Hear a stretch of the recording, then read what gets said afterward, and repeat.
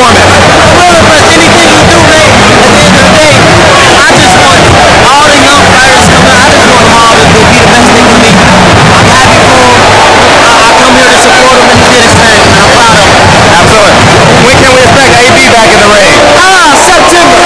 Who you got? You know you got a date. So September, did you go Eddie Hearn? You said September. The contract said September. You posted it. Why would I go to Eddie Hearn? Because you said September. The date on that contract you posted said September 9th or something like that. We ain't go to Eddie Hearn. Okay. You got another promoter. We been getting that. We been way more than that. Really? Them little light checks. Okay. Can you give us 3 names? See me in September. See you in September. Where do you think that fight may be? How you doing, 6'4"? Just know it's gonna be huge. Really? Robert Easter, Mikey Garcia, break that down. I know you're in camp together. I know you're supporting them. Well, you'll be going to camp soon. Robert looking great. He's training hard. He's gonna come out with the victory. Like I should have done. He did the things that I should have did. And you know, I'm just here to help him and encourage him. And it's gonna be a great fight. And if I may say, you called for it Big Bro, but now that you got 5 fighters down there in Florida, you have a limited task, Big Bro. Can you talk about now you have the responsibility that you expected from Floyd Mayweather? Why are you pushing me? Oh, I'm not pushing. Oh, come on. you my boy, man. We got a love-hate relationship. So go ahead.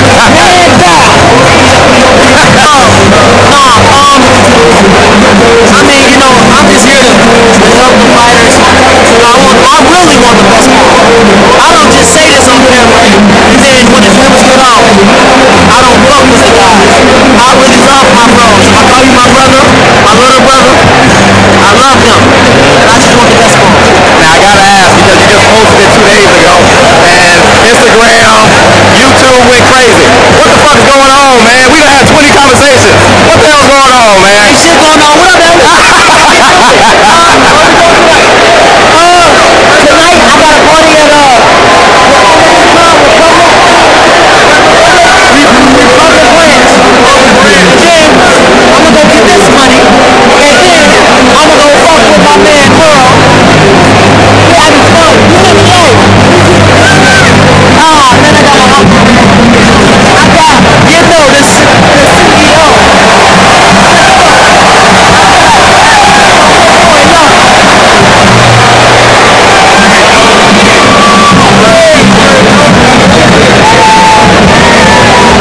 Do you think Robert Easter can stay committed to his jab? I think that's the key to that fight. Standing tall and standing long. Yay! I know, but you know what I mean, huh? Yay! What is that? What was your record? I never fought. I'm supposed to. I can break down a fight like a motherfucker. I didn't say I could win a fight. I said I could break that motherfucker down. Thank you, Abe.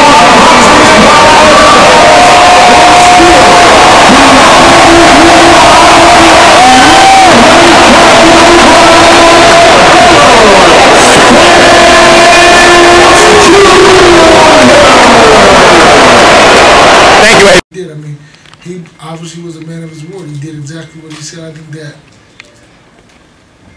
a lot of times when you use your offense, you're open for some sort of defense, and you know that's what happened. He didn't cover up the middle shots. That's what he got caught at. You know, when we spoke with you on Thursday, you know, you mentioned that whenever whenever you watch film and when you watch fights with Earl, you know, if you notice something, you know, in his arsenal that you need to work on, you'll address it in the next training camp. Was there anything in particular you seen with Earl in this? I mean, the fight ended early, so there was really not enough to see because he was in there and he was, you know, giving it his all. Well, no, I mean, I saw something I could probably do. I mean, we always strive for perfection, and I mean, it's hard to find that. So, I mean, you know, as long as you keep striving for perfection, you'll always be working on something. So, regardless if it was a good fight, a great, no matter how fast it was, you always still, I believe, that you have to continue to find something wrong, something to make it better, something to get better. Right, Dan. Hey, Derek. Congratulations. Thank you. Harold's talked a lot about wanting a unification fight. He says he wants this guy, that guy, the other guy. if you were to advise him or be asked your opinion of what the next fight would be for Errol, which of those bigger names would you want to have him in the ring with? Hey, I guess I would have to go with the winner of Porter and Garcia because of the business deal that we all have together. But I really want what he wants. I mean, I say that all the time. I don't try to interject and put my personal feelings in it because I'm just a trainer. But if I were to have it, it would be one of those guys. And then if we could get the other guy on the other side of the street to get, we can all come together and play in the playground together. Right. Oh, yeah, Terrence Crawford, yeah. So the other question I have for you is when you, most times trainers, the fight happens, whether they win or lose, they go back, they break down the tape, they find certain things that they can use to harp on with the next training camp to improve on or do better next time. The fight lasted 3 minutes. It seemed to me like there was one good shot from Errol and nothing else. So, I mean, what could you take out of that 3 minutes that you could possibly go to Errol with and say, we need to work on that? Is there anything that you saw that was a problem? Because it happened in 3 minutes, that means it was 2 minutes and 59 seconds to make a mistake. So I got to go back and look at it. And hopefully, you know, I want to find something. You know what I mean? Because, you know, you always want something to build on, to grow on. His conditioning was great. His fitness was great. And, but the guy tried to mix it up, which he said he was going to do that. So you take this idea, they said, well, somebody asked him, which I think it was him, asked him to say, like, what do you think that you bring to the table that you could do? And he said, you're going to do a lot of counterpunching, which he did. And his timing was a little off, but it would have been a little successful had Errol not had really good defense. With your naked eye in the 3 minutes, did you see anything that you saw that you would want to work on? I got to go look at it. Fair enough. Yeah.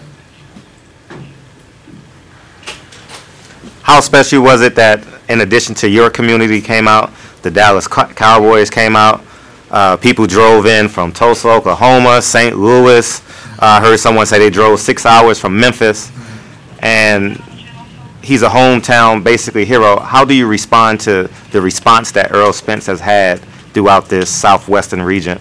I think there's no words for it when you think about it. I mean, because I met guys from New York here, people from California, from Florida, North Carolina, South Carolina, Missouri, and I think I met the people you're talking about that drove from Memphis. I mean, so I think it's amazing that there really are no words to express the gratitude and how amazing it is to have people believe in you.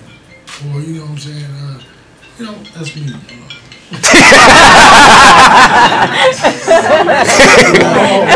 You about to be a meme, D. You about to be a meme. I think that it's amazing, and we want that type of reception. I mean, that's the type of reception you get to becoming a superstar. Where people actually drive and spend their own money to come to the fights, and not just only local people. That's a lot of love, and I see a lot of love in my man from he came from Slidell, Louisiana. And my man, people come, my man from LA, people from all over, Dan from LA, I mean, people from all over. So it's very special to have that, and it's good. And to level up, it was a first round knockout, and I saw 13,000 people celebrate the first round knockout. I haven't seen that in a long time. You know, can you speak upon that? I was a little afraid because, you know, if you think about it, people come out and they spend their hard-earned money on a fight, and they want a little bit more, right? But they were so happy with that body shot, and they didn't think, well, maybe he's taking a flop, because he was really in a lot of pain. So I'm happy about it, because I was like, well, this can't happen, even though I can't tell him that because it'll mess with him a little bit. But I was happy, man. I was happy to see everybody happy. Do you think this officially means that? Go ahead. What do you next? Do you think this officially means that all roads to 147 go through Errol Spence now? Well, I mean, I don't like to think of ourselves like that, but I mean, in some sense, that may be a reality, but it won't really happen like that until we get more titles, I think. So I don't want to even say that, because I'm not that type of guy to put myself in a situation like that. But I think that when he gets one more title, or 2 more titles, or 3 more titles, or whatever the case may be, I think that'll be the case, you know. But until then, I won't really even call it like that. And final question for me: how big a deal is it to get into that? Man, I don't know. I'm turning my phone off. I'm sorry. I'm just. This was like a little sample of how it's going to be at AT&T. How big it is to be one day walking 80,000 people, y'all make that walk down that aisle that y'all made today at the real Cowboy Stadium? Hey man, we're gonna have to have some serious security out there because you can't even really get back and forth to the locker room. So it'll be great though. I mean, I think it's great. It's always great to have reception from hometown, people from all over coming out and support, and it's beautiful. Jeff. Hey, Derek, congrats, my buddy. Thank you, Jeff. Hey, I've seen you guys work in the gym. You train with the world champion and Jamel Charlo. They were both in camp together, which is pretty much unheard of. When you come out to a fight like this, or any fight, knowing what you prepare in the gym, is it almost like fight night is just fun for you, or is there still a lot of stress going into it? No, man, it's like you can't live your life like that, thinking that nothing is it's an easy day, because it could be a tough. You could land a good shot on. So you got to be really kind of conscious of that, and I was really cognizant of that to say, make sure you cover up, make sure when you throw a shot, because you never know what he's going to do. Because like we all said, there's not a lot of video on the guy, so he could do anything, and that's what my big issue was. Like, make sure we keep it tight, we mix it up one shot at a time, because you throw 2 or 3, 4 shots, you might get caught one in between. So it's one shot at a time, and that's kind of what he did. Landed the one shot and then do another shot. So, but it's I don't like to look at it like that. It's scary out there, because you never know what the guy can do. And real quick, I know you and EJ are both even killed guys. You don't get 2 up, 2 down. But, fighting in Dallas, did you and EJ have a moment after the fight, just being 2 Dallas, homegrown kids? Well, it's funny because when he came back to the corner and I said, I told you it was going to be the middle shot, right? And he was like, yeah, you said it. He kept doing like, yeah. I was like, yeah, that was it. So that was really the shot. And that was kind of our moment, because I don't really celebrate. So, I just kind of keep moving. I don't think I've done anything yet to celebrate. So got a lot of work to go. Ego. You're right, Matt.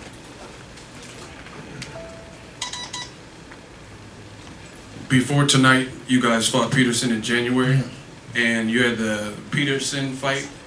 Did you feel Errol is getting stronger because he's fighting more active? For the Kell Brook fight, you had about a 9-month layoff, but him fighting frequently and kind of getting back in there, is that making him a stronger fighter, getting 2, maybe 3 fights this year? Well, I don't think it makes him stronger. I think it may keep him a little sharper, and keep his focus on boxing a little bit more.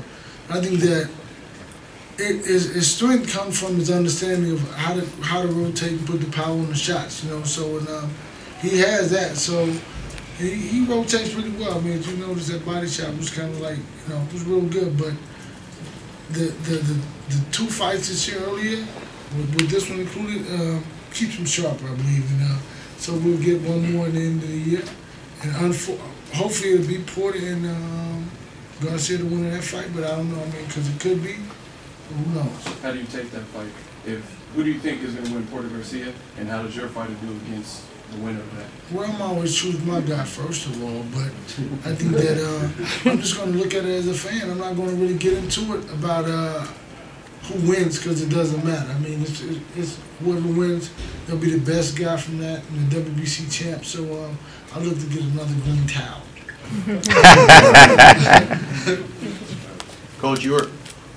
Coach, you're a former fighter yourself. What's more gratifying, winning a fight or training when your fighters to win? I think to help somebody fulfill their desires and become a champ is great, or better than me winning a title. So, I mean, I think when they win, I win in a sense, but I don't look at it like that, because it's always better to help somebody else. So it's good. That's good. I like that. I have a question.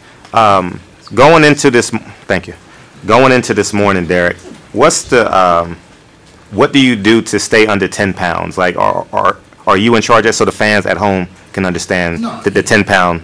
No, he just that you got for the idea. Enough to know, because it's a rehydration period. I think that people misunderstand that with eating. Hydration is drinking. So I mean, you don't drink 10 pounds of liquid. You just drink enough to get you hydrated and keep you mobile. And then he, eats a little bit, but not a lot. Making the weight was not a struggle, because normally he makes the weight he's like 4 to 5 pounds within the weight a month out. So he makes the weight pretty easy. No struggle, no issues at all. So, you know, he wasn't drinking 10 pounds of liquor because he's still in the, you know, he can't get that out. So Okay. take the drug test. A light question. You went 12 rounds last week. You went 1 round this week. What did you do wrong last week? Hey, we wanted to do much, you know what I'm saying? hey. That guy was tough, man. What you talking about? He's a former champ. Listen, Absolutely. if you think about all the people that he fought before, they didn't really beat him like that. Because he really didn't try to engage. He engaged with Hurd, and he was beating Hurd. I mean, he engaged with Jamal, and, you know, it was a pretty close fight. You know, so he fought Cano, he fought Cotto, he fought all those guys. But with Jamel, he really didn't try to engage. I mean, I don't know why, because I know he's much more aggressive fighter than that. But, you know, he knew something that we didn't know.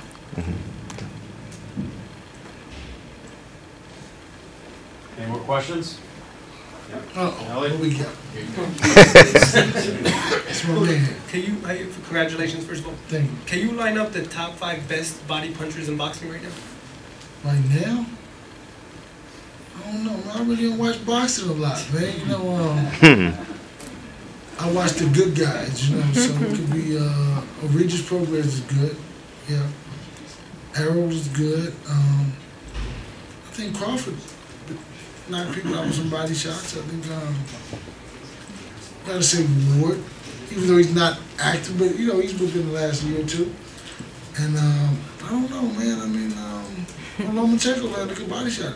I did see that fight, though. I really don't watch a lot of boxing, but I did see that fight. That's 5. That's 5. One of them was retired. I said, but one of them was retired. Well, yeah, one of them was retired, but he landed a good body shot last year. So I'm trying to think it's kind of hard. Like the heavyweights need to pick the game up. The light heavyweight guys need to be more, you know, more body shots. But yeah, that's good. Is Errol the best of all of them?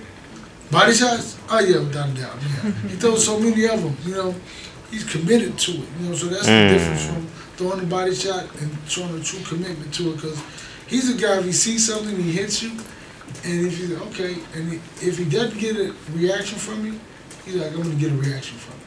You should notice he threw some body shots, he kept throwing, and he threw the right one, and you know, it was direct result for the knockout. How do you and your team stay so calm? Is it the Olympic training? This was a big moment, hometown fight, main event that he had never had. How do you guys stay like cerebral and calm in that process? I just think we try to just be, you know, humble, man. I mean, you know, we're very fortunate, very happy to be doing what we're doing. For me, I realized this week is that when people come up to you, I can do like 4 or 5 shots. When it gets a little bit more than that, I kind of get a little shy. I don't know how to act after that, you know. So I think that we're still getting adjusted to this situation, you know, and it's pretty difficult. It's not easy. So I think that's what keeps you just low, because you don't really want to, you know. I told you the other day about the feeding people. I would rather feed 1 million people. You sure did. And that would make me happy, and I would kind of be you know, up the area then. I was feeding people, but this right here, this is kind of what I've been doing since I was 5 years old. So it's easy. How did you and Errol Spence meet?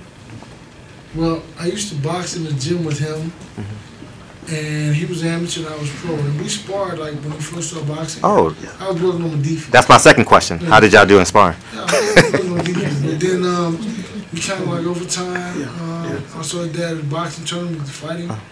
And I told his dad, I said, look, he keeps throwing the same punch over and over. And his dad was like, man, yeah, I know. You think you can help him? That was kind of how it, just from that. And he would come to me because he had a trainer. I would kind of like be a tutor. So he'd come to the gym and he started winning U.S. championships, all these tournaments. Then it was kind of from there, the dad wanted me to be more part of it, and that was it. How many years has that been? How many years was that? 9 years this summer. So yeah, it was like he was, he must have been like 17 or 18, so yeah, it was 9 years this summer. Does back-to-back, I'm sorry guys. Okay. Does back-to-back wins with 2 perennial top 5 pound-for-pound fighters make you the leading candidate for Trainer of the Year? Hey man, I don't think about Well, we got to start the campaign. Y'all got a campaign in the gym. You're right, but Spence, you know, like Charlo. what I said is that I did it last year with the Ring Magazine thing. So it's kind of like you done it. It's not about me anymore. It's about them. Regardless of what I win, if my guys are not looking good, then it doesn't matter. I mean, you know, like I said, you see guys who win it, and then they like, you know, nobody talking about them anymore. They take on 20 people, 40 people. You can't train all those people, so they start chasing the money, and they start believing that they really are better than they really are. I know that you're only as good as the time you're able to spend with the guys, so I'm not going to get out there like that. I'm just going to, I did it already, so, I mean, if I win it again, I win it again, but my guy's not looking good, I'm not going to be happy about it anyway. So, you know. Hey, Derek, what did Jerry Jones say to you guys after the fight?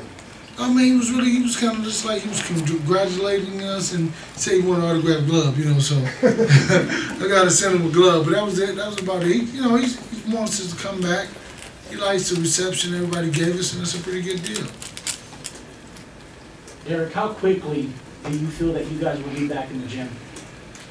Oh man, he can probably, you know, he's gonna probably take a couple weeks off because the training camp is pretty hard. It's pretty hot in the gym, really hot in the gym. It's hard to sit in the gym so hot when you don't have anything playing. You know, when you're working towards a goal. But he'll start. One thing about him, he'll say he'll take off for 2 weeks, and he really won't because he likes to eat a lot. So he's gonna come back and start sweating out when he starts to get too heavy. So he won't even last 2 weeks. Yeah. So it could be within the next couple of weeks or so. He's gonna start jogging and he's gonna start working out. So he can't stay away from him, which is a good deal, good problem to have. My last question to you is, what's the victory dinner tonight? I don't know, man. I don't know. I mean, I don't know. I gotta find somewhere to go get something to eat at. I'm not too familiar with this side of town, so I'm gonna find something. You gotta tell Jeff knows. I got you covered. Just need a minute or so. I understand Errol's just getting changed right now. Yeah, he just finished with the USADA or